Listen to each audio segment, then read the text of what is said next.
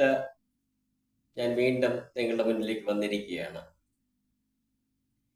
ഇന്നത്തെ നമ്മുടെ വിഷയം എന്ന് പറഞ്ഞാൽ സ്വഭാവ ദൂഷ്യമുള്ള കുട്ടികളും അവരുടെ വിദ്യാഭ്യാസം.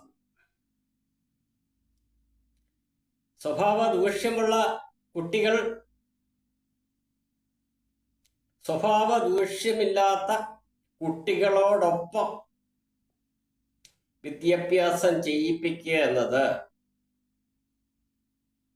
അത് ആ സൽസ്വഭാവികളായ കുട്ടികൾക്ക് നിരവധി പീഡനങ്ങൾ ഏൽക്കേണ്ടുന്നതായ ഒരു സാഹചര്യമാണ് ഇന്ന് നമ്മൾ കാണുന്നത്.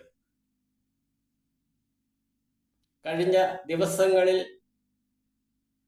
കേരളത്തിൽ അങ്ങോളം ഇങ്ങോളം ഉണ്ടായിട്ടുള്ള ഈ സ്വഭാവ ദൂഷ്യമുള്ള കുട്ടികളുടെ ആക്രമണത്താൽ നിരവധി സൽസ്വഭാവികളായ കുട്ടികൾക്ക് ദേഹോപദ്രവം ഏൽക്കേണ്ടി വന്നു. ആ കുഞ്ഞിന്റെ ഒരു നിൽപ്പ് കണ്ടാൽ, നിസ്സഹായനായ ഒരു കുഞ്ഞിന്റെ നിൽപ്പ് കണ്ടാൽ ആർക്കെങ്കിലും അതിനെ നുള്ളി നോക്കിക്കുവാൻ കഴിയുമോ? ഈ ദുഷിച്ച സ്വഭാവത്തിന്റെ ഉടമകളായ ആ കുറെ ചെറുപ്പക്കാർ ആ കൊച്ചിനെ ഏതെല്ലാം തരത്തിലുള്ള പീഡനങ്ങളാണ് ഏൽപ്പിച്ചത്. അപ്പോൾ ഇത്തരം സ്വഭാവ വൈകല്യമുള്ള കുട്ടികളുടെ വിദ്യാഭ്യാസം ഇങ്ങനെ സൽസ്വഭാവികളായ കുട്ടികളുടെ ഇടയിൽ കൊണ്ടിട്ടിട്ട് അവർക്ക് വിദ്യാഭ്യാസം കൊടുക്കുക എന്ന് പറഞ്ഞു കഴിഞ്ഞാൽ നാം ഇപ്പോൾ കണ്ടത് ഒന്നോ രണ്ടോ അനുഭവങ്ങൾ മാത്രമാണ്. അപ്പോൾ ഇത്തരം ഈ സ്വഭാവദൂഷ്യം പിടിച്ച കുട്ടികൾ ഏതെല്ലാം സ്കൂളുകളിൽ പഠിക്കുന്നു. അപ്പൊ അവിടുത്തെ എല്ലാം മറ്റ് സൽസ്വഭാവികളായ കുട്ടികളുടെ എല്ലാം അവസ്ഥ ഇത് തന്നെയല്ലേ?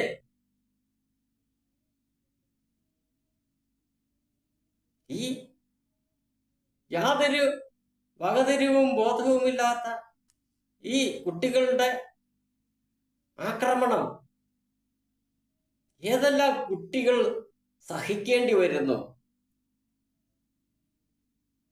അപ്പോൾ ഇതിനൊരു പരിഹാരം കണ്ടുപിടിച്ചേ മതിയാകൂ.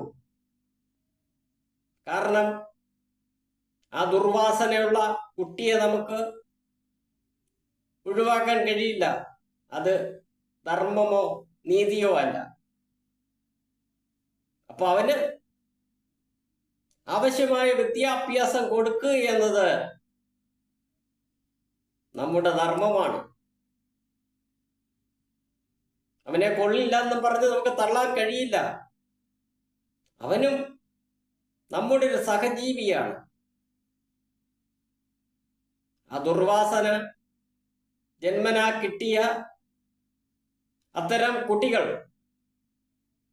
വളർന്നു വരുമ്പോൾ ഒരു പക്ഷേ വലിയ മാറ്റങ്ങൾ സംഭവിച്ച് നല്ല മനുഷ്യരായിട്ട് അവൻ മാറുവാൻ സാധ്യതയുണ്ട്. അപ്പൊ ആ കാഴ്ചയെ നാം മുന്നിൽ നിർത്തിക്കൊണ്ട് ഈ ദുഷിച്ച സ്വഭാവമുള്ള കുട്ടികളെ ഏത് വിധേനയാണ് അവർക്ക് വിദ്യാഭ്യാസം നൽകേണ്ടത് എന്നുള്ളതിനെ കുറിച്ചുള്ള ഒരു ചിന്ത ഉണ്ടാകേണ്ടത് അനിവാര്യമായിരിക്കുന്നു. കാരണം ആ ദൂഷിച്ച സ്വഭാവത്തിന്റെ ഉടമകളായ കുട്ടികളെ മാറ്റി നിർത്തിക്കൊണ്ട് എന്താണെങ്കിലും നമുക്ക് മുന്നോട്ട് പോകാൻ കഴിയില്ല.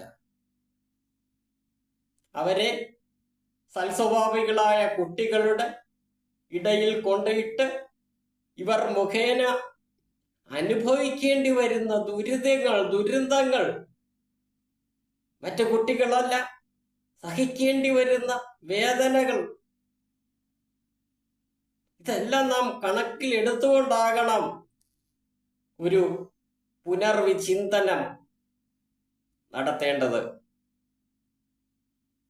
ഈ ദുർവാസനകളുള്ള കുട്ടികളെ എവിടെ, എങ്ങനെ, ഏത് വിധത്തിൽ പഠിപ്പിച്ചവരെ നല്ല വഴിക്ക് നയിക്കാൻ കഴിയും എന്നതിനെക്കുറിച്ചൊക്കെ ഒരു ചർച്ചയും ഒരു ആശയവിനിമയവും ഒക്കെ നമ്മൾ നടത്തേണ്ട സമയമാണിത്. കാരണം ദുർവാസനയുള്ള കുട്ടിയെ അത് കൊള്ളില്ല എന്ന് പറഞ്ഞ് നമുക്ക് തള്ളിക്കളയാൻ കഴിയില്ല. അവന് നന്നായെങ്കിലേ മതിയാകൂ. നാളെ അവനും ഈ ലോകത്ത് നല്ലൊരു മനുഷ്യനായി ജീവിച്ച് തലമുറകൾക്ക് മാതൃകയായി ഉത്തമ ഒരു പുരുഷനായി മാറുവാൻ അവനെ നാം പ്രാപ്തമാക്കേണ്ടതുണ്ട് എന്ന് കരുതി അവർ ചെയ്യുന്ന എല്ലാ ദ്രോഹങ്ങളും മറ്റുള്ള കുട്ടികൾ സഹിച്ചുകൊള്ളണം എന്ന് നാം പറയുന്നതിൽ അർത്ഥവുമില്ല. എത്ര കണ്ട് സഹിക്കും? ഒരു കുട്ടി 1 തൊട്ട് 10ാം ക്ലാസ് വരെ പഠിക്കുന്ന ഒരു കുട്ടി ആ 10 കൊല്ലവും ആ തിരിച്ചറിവ് ഉണ്ടാകുന്നിടം വരെ കൂടെ നടക്കുന്ന കുട്ടികളെ എല്ലാം ഈ വിധം ദ്രോഹിക്കുകയല്ല ചെയ്യുന്നത്.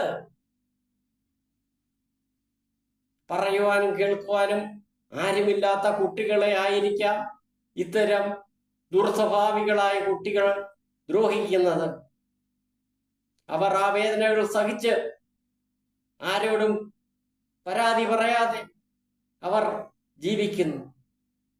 വീണ്ടും വീണ്ടും അവരെ തിരഞ്ഞുപിടിച്ച് ഇത്തരക്കാർ ദ്രോഹിക്കുകയും ചെയ്യുന്നു.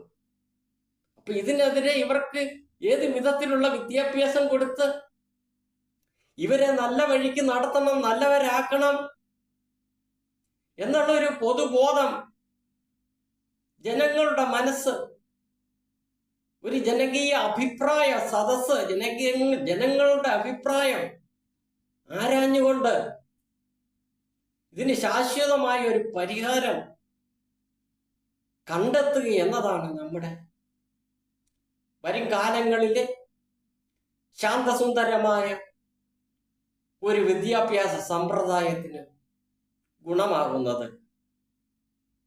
നാളെയുടെ വാഗ്ദാനങ്ങളായ തലമുറകൾ പഠിക്കുന്ന സ്കൂളുകൾ, അവിടെ ഇത്തരത്തിൽ കലാപങ്ങളും അടിച്ചമർത്തലുകളും ദേഹോപദ്രവങ്ങളും ഒക്കെ തുടങ്ങിക്കഴിഞ്ഞാൽ ശരീരം വേദനിച്ചു കഴിഞ്ഞാൽ അതിപ്പോ ആരാന്ന് പറഞ്ഞാലും മനുഷ്യന്റെ സ്വഭാവം എപ്പോഴും ഒന്നുപോലെ ഇരിക്കണമെന്നില്ല. അപ്പോൾ ഈ ദുർവാസനയേക്കാൾ മറ്റ് സൽവാസനയുള്ള കുട്ടികൾ പ്രതികരിച്ചാൽ അത് ചിലപ്പോൾ അതിരുകൾ കടന്നുപോയെന്ന് വന്നേക്കാം. അപ്പൊ ഇത്തരം കാര്യങ്ങളെല്ലാം നാം മുന്നിൽ കണ്ടുകൊണ്ട് ഇത്തരം കുട്ടികളെ പഠിപ്പിക്കുവാനുള്ള ഒരു പുതിയ നിയമ സംവിധാനം നാം നടപ്പിലാക്കേണ്ടിയിരിക്കുന്നു. അത് എങ്ങനെ, ഏതു വിധത്തിൽ, അതിനാണ് നാം ജനങ്ങളുടെ അഭിപ്രായം, ഇതിൻ്റെ മറ്റ് വിദ്യാഭ്യാസ മേഖലയിൽ ഉള്ളവരുടെ, പ്രവർത്തിക്കുന്നവരുടെ, അവരുടെ മാനസിക രോഗ വിദഗ്ധന്മാരുടെ, എല്ലാ സാംസ്കാരിക നായകന്മാർ എല്ലാം ഒരു സമുന്നതമായ ആശയവിനിമയം ഈ കാര്യത്തിൽ ഉണ്ടായി വിദ്യാഭ്യാസ മേഖല അക്രമങ്ങളും കലാപങ്ങളും ഇത്തരത്തിലുള്ള ദേഹോപദ്രവങ്ങളും ഇല്ലാത്തതായ നല്ല തലമുറകളെ വാർത്തെടുക്കുവാനും അതുവഴി ഈ ലോകത്തിനും വരും തലമുറകൾക്കും വെളിച്ചം പകരുവാൻ പ്രാപ്തമാക്കുകയും ചെയ്യുന്ന ഒരു തലമുറയെ വാർത്തെടുക്കുവാനും നമുക്ക് കഴിയുമാറാകട്ടെ. നന്ദി, നമസ്കാരം.